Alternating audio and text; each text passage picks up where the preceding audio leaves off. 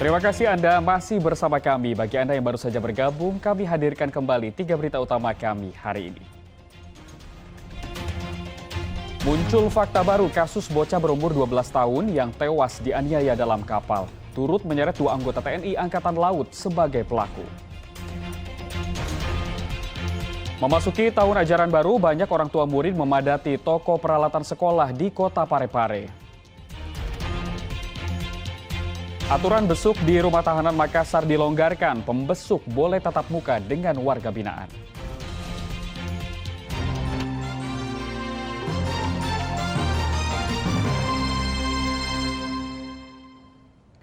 Eksekusi rumah toko atau ruko di Jalan Todo Puli Raya, Kota Makassar berjalan lancar meski sempat diwarnai protes.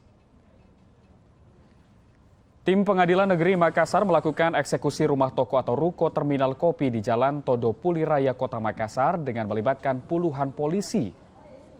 Eksekusi berjalan lancar meskipun sempat diwarnai protes dari pihak yang kalah lelang, keluarga Gus Rahman. Tempat tinggal yang telah ditempati selama puluhan tahun ini harus rela dikosongkan akibat tidak mampu membayar utang kepada bank sehingga dilelang ke pihak lain. Pemenang lelang atas nama Muhammad Nasir dengan dasar kepemilikan sertifikat sebelumnya mendapat perlawanan hukum dari Gus Rahman. Namun upaya termohon ditolak di tingkat Pengadilan Negeri Makassar. Dikosongkan dia punya harus barang. Dikosongkan sesuai dengan permohonan eksekusi kami di pihak Pengadilan Negeri Makassar. Eksekusi apa ini sifatnya? Pengosongan rumah.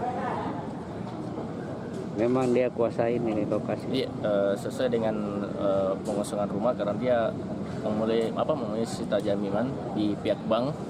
Jadi maka dari pihak bank melelang asetnya karena dari pihak termohon ini tidak melunasi utang piutangnya di pihak perbankan.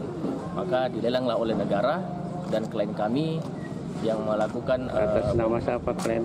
Muhammad Nasir Yang memenangkan lelang. Iya. Aturan besuk di rumah tahanan atau rutan Makassar telah dilonggarkan menyusul penurunan jumlah kasus COVID-19. Sejak 12 Juli 2022, pembesuk boleh tatap muka dengan warga binaan. Petugas rumah tahanan atau rutan Makassar membuka kembali pelayanan tatap muka antara pembesuk dan warga binaan sejak 12 Juli 2022. Sebelumnya, lebih dari 2 tahun selama pandemi COVID-19, pembesuk dan warga binaan dilarang tatap muka. Mereka hanya boleh video call bersama keluarga. Sesuai surat edaran Direktorat Jenderal Pemasyarakatan Kementerian Hukum dan Hak Asasi Manusia, mulai pukul 8 pagi hingga 12 siang waktu setempat, pembesuk sudah membadati area rutan Makassar untuk membesuk warga binaan. Ini bagaimana perasaannya bisa ketemu secara tatap muka ini? Ya? Senang sekali. Senang sekali. Sejak ini baru ketemu sama istrinya, sama anaknya. Jadi sangat senang ya. Guna memasuki rutan Makassar, pembesuk harus memenuhi sejumlah persyaratan. Salah satunya menunjukkan surat vaksinasi COVID-19 tahap kedua. Pak, kabarnya hari ini mulai diberlakukan tatap muka antara pembesuk dengan tahanan ya.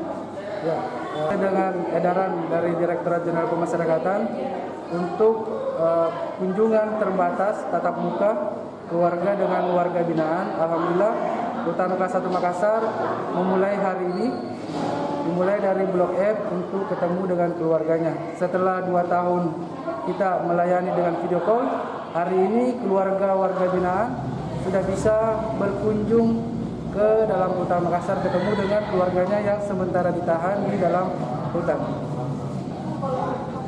Persyaratan apa saja yang Adapun kunjungan terbatas tatap muka ini dengan syarat yang pertama pastinya keluarga warga binaan ini sudah vaksin. Yang kedua adalah keluarga inti. Keluarga inti itu bapak, ibu, anak, saudara kandung ataupun istri dari warga binaan atau suaminya. Artinya juga warga binaan kita di dalam ini sudah kita berikan vaksin. Itu adalah syarat utama yang harus terpenuhi. Untuk membatasi itu, kita membagi per blok.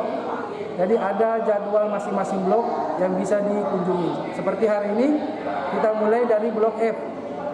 Dan seterusnya bergilir, supaya semua tahanan dan warga binaan mendapatkan hak yang sama untuk bisa dikunjungi oleh keluarganya.